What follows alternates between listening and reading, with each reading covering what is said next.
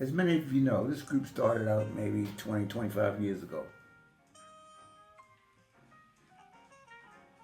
I was invited and have been in attendance for the last 12 or 13 years, only after passing the fart test, registering low on the snoring meter, and a comprehensive background check. Only problem was, they didn't have a bed for me. I finally worked my way up to the big house, but was on probation as usual. My mentor was Willard David Wright, and if I could, I want to talk about the man, the myth, and the legend as I see it. I do have a disclaimer. Some of the things I will divulge this evening are true, some are embellished, and some are downright lies. But I'm using my journalistic prerogative to shield me against any potential lawsuits. I found a lot documented about Willard in the World Book Encyclopedia. That is because it's probably not entered in Google's database. Let's talk about Willard the man. The absolute funniest man I've met in my life. He is hilarious. Once you get to know him, he will have you in stitches. Awesome man and awesome father. The man. Willard David Wright was the firstborn to Rayfield and Edna Wright a long time ago. To give you some perspective as to when, his birth records were destroyed in the Great Baltimore Fire. It is, however, rumored that he laid in a nursery next to some baby wrapped in swaddling clothes in a manger, surrounded by 3 dudes who called themselves We Three Kings. They were dressed in splendor, adorned with gold, platinum, and rubies, all bearing gifts. Well, we cannot actually be sure, but in the crib next to him was a dark-complected male child dressed in Jack Purcell tennis, an Eddie Jacobs tennis sweater, and what later would go on to be his trademark, a long bill cap. This had to be Willard. Willard was initially breastfed, and as we all remember, there were only 2 men that had a pass to come into a black neighborhood any time of day or night. That was the insurance man and the numbers man. It was reported to me that the numbers man stopped by the Wrights to collect numbers from Miss Edna, and when she stepped away to get some money, he gave Willard a miniature bottle of Crown Royal, and the rest is history.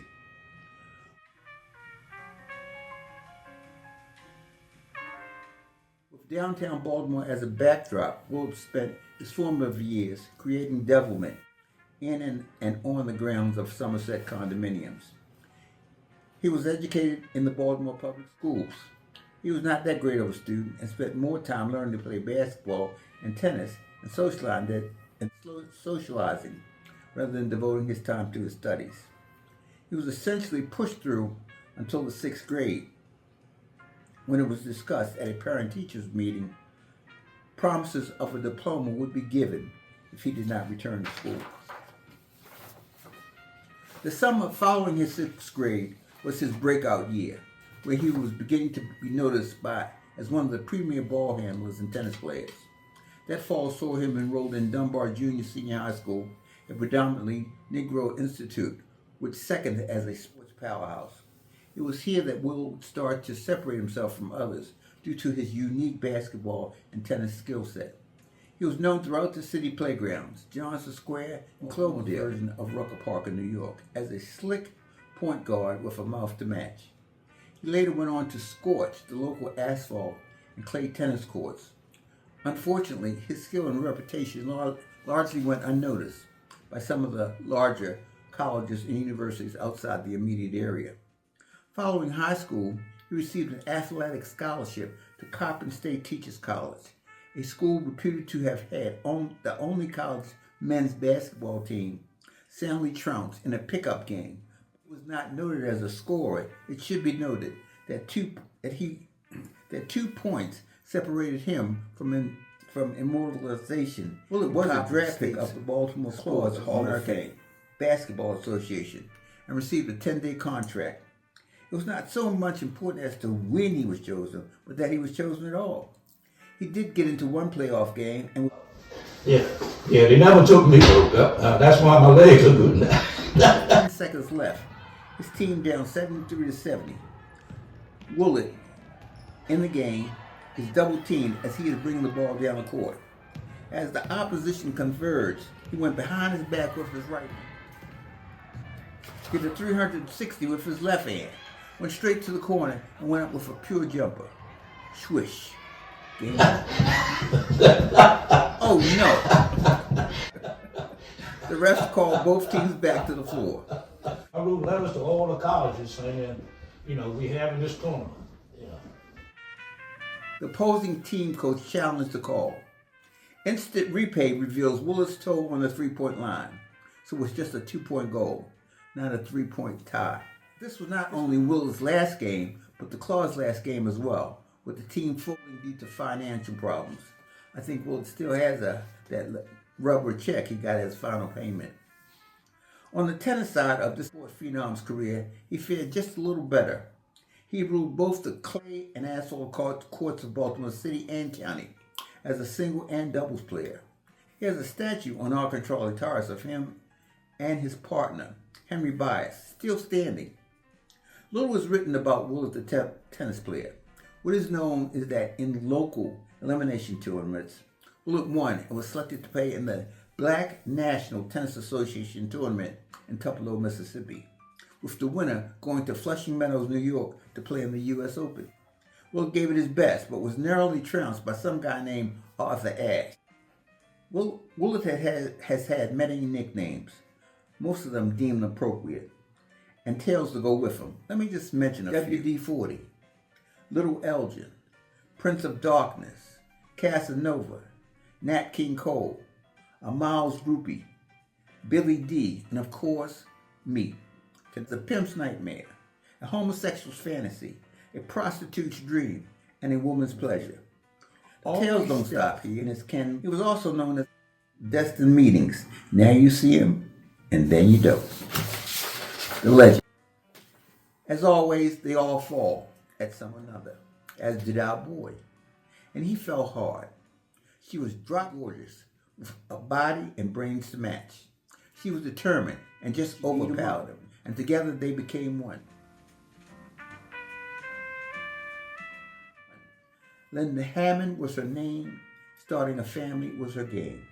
After finishing his education, Willard started working in the postal service. Let him tell it, he walked 5 miles each way to and from work.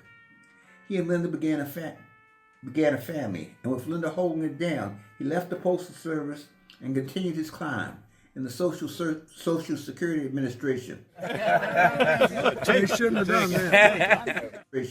On a fast track to a managerial position. His family was now composed of 3 equally humble, grateful, and grounded. He has never forgotten his heritage, and he remains connected. He is known for reaching back, uplifting, and patronizing those like-minded people. Legacies are not always about how much money you leave in an endowment, but how impactful you were to strangers and friends in moving the needle forward in the fight for dignity, humanity, and equality. Bonjour! 2024 doesn't get much better than this.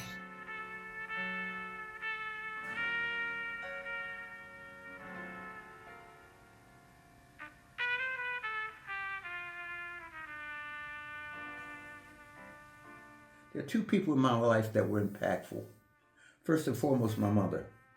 The other person who was a wellspring of love, who embraced me and made me feel like I was one of her own, is my hero, Miss Edna Wright. I will never forget, as she rests in heavenly peace.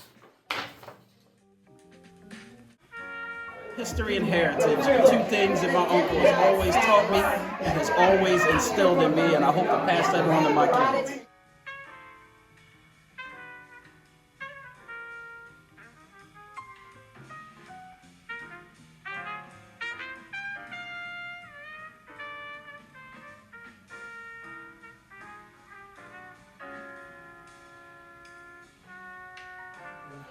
Hey, wait a minute. What is it? Always a pleasure.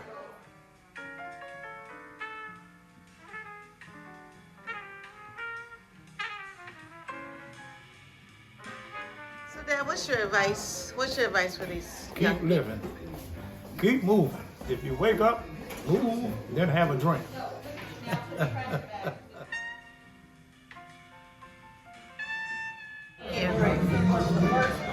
Mr. Mickey. Your own mess with you, don't leave nothing here for nobody, please.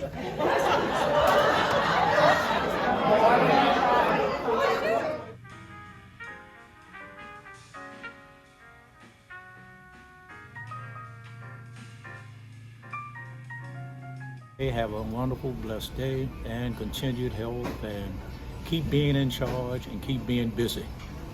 Thank you.